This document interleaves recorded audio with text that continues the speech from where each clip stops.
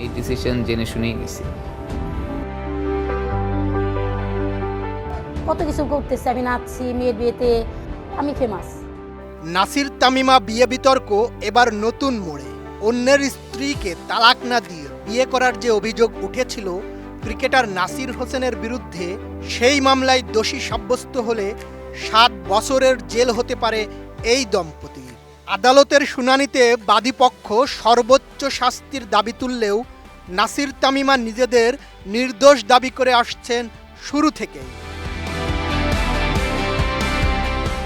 6 মে দুপুরে শুনানি শেষে ঢাকা চিফ মেট্রোপলিটন ম্যাজিস্ট্রেট আদালতের বিচারক এ তারিখ ঠিক করেন। শুনানিতে নাসির তামিমার সর্বোচ্চ শাস্তি প্রার্থনা করেন বাদীপক্ষ, অন্যদিকে বিবাদী পক্ষ নিজেদের নির্দোষ দাবি করে। তবে এই আইনি লড়াইয়ের মধ্যেই সামাজিক যোগাযোগ মাধ্যমে বিস্ফোরক এক পোস্ট দিয়েছেন নাসিরের স্ত্রী তামিমা সুলতানা, যেখানে তিনি বর্তমান সমাজ ব্যবস্থাকে কাপুরুষের সমাজ বলে আখ্যা দিয়ে প্রশ্ন তুলেছেন নারীর অধিকার ও নিরাপত্তা নিয়ে। নিজেকে ডিভোর্সি দাবি করে তামিমা বলছেন তাকে সম্মান দিয়ে নাসির নাকি বড় অপরাধ করে ফেলেছে। তামিমা সুলতানা পোস্টে লিখেছেন, অপরাধ, হ্যাঁ অপরাধ তো হয়েছে। যে কাপুরুষদের সমাজে ছোট শিশু বাচ্চা, বৃদ্ধ মহিলা থেকে শুরু করে প্রেগন্যান্ট মহিলারা পর্যন্ত ধর্ষিত, সেই সমাজে একজন ডিভোর্সি নারীকে বিয়ে করে সম্মান দেওয়াটা অবশ্যই দণ্ডনীয় অপরাধ। সেই মানুষগুলোকে বিচার পেয়েছে, কিভাবে পাবে? কোয়ালিটি সম্পন্ন আন্তর্জাতিক মানের still bar CSRM, committed for better still.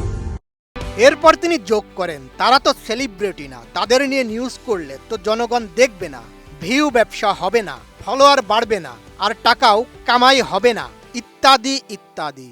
আমাদের নিয়ে যত নিউজ বা আলোচনা এর শতকরা 20 ভাগও যদি ওইসব নারীদের জন্য হতো, তাহলে কোনো নারীকে আর এই সমাজে স্বামীর সংসারে বা কোথাও নির্যাতিত হতে হতো না। শেষে তিনি লিখেছেন, যে সমাজ নারীদেরকে পায়ের নিচে দাবিয়ে রাখতে চায় আর নারীদেরকে শুধু ভোগের সামগ্রী মনে করে, সেই কাপুরুষদের সমাজে নাসির আমাকে মাথার মুকুট বানিয়ে রেখেছে। সেই জন্য যারা কাপুরুষ তাদের এত মাথা ব্যথা হচ্ছে, তাই না? নাসির হোসেন কাপুরুষদের সমাজে আমার বীর পুরুষ।